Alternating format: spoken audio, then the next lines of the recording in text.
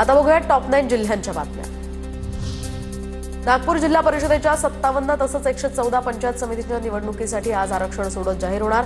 यापूर्वी सदस्य राहिलेल्यांना नव्यानं संधी मिळण्याची शक्यता जास्त। कराड कृषी उत्पन्न बाजार समितीच्या सभापतीपदी पैलवान सतीश शिंगावले यांची बिनविरोध निवड। निवडीनंतर खासदार नितीन पाटील, ॲडव्होकेट उदयसिंग पाटील उंडाळकर यांच्याकडून सत्कार।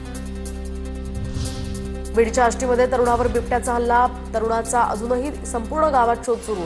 धनंजय मुंडेंकडून वन विभागाला घटनास्थळी जाण्याची सूचना। सांगलीच्या मिरजेत पोलिसांनी नशा करून दहशत माजवणाऱ्यांची शहरातून धिंड काढली। याच वेळी कायदे में रहोगे तो फायदे में रहोगे, पोलीस मेरे बाप है असं म्हणत सराईत गुन्हेगारांची पोलिसांना गयावया। मालेगाव शहरातून पोलिसांनी आरोपींची धिंड काढली। नाशिक शहरानंतर मालेगाव पोलीस सुद्धा आता ॲक्शन मोडवर।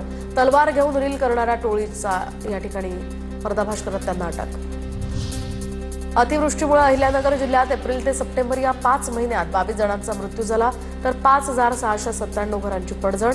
जिल्हा प्रशासनाच्या आकडेवारीवरून ही माहिती समोर, तर सर्वाधिक घरांचं नुकसान पाथर्डी तालुक्यामध्ये झाल्याचाही अहवाल। नंदुरबारच्या नवापूर तालुक्यातल्या घोगळपड्याच्या जिल्हा परिषदेच्या शाळेतील 151 विद्यार्थ्यांसाठी अवघे 3 शिक्षक। विद्यार्थ्यांसाठी शिक्षक वाढवून देण्यासाठी जिल्हाधिकारी कार्यालयाकडे मागणी। मुरुडच्या जंजिरा किल्ल्यावर आता फ्रीमध्ये QR कोड गाईड मिळणार। पर्यटकांनी Janjira fort E-walk audio guide Janjira किल्ला स्कॅन करण्याचं आवाहन।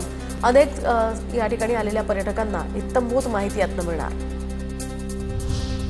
रायगडमधील नागाव आणि श्रीवर्धन समुद्र किनाऱ्यांना ब्लू फ्लॅग पायलटचा दर्जा। आंतरराष्ट्रीय मानांकनामुळे आता पर्यटनाला नवी झेप मिळणार। महाराष्ट्रातील 5 समुद्र किनारे पर्यावरणाच्या दृष्ट्या स्वच्छ, सुरक्षित आणि जागतिक दर्जाचे ठरले।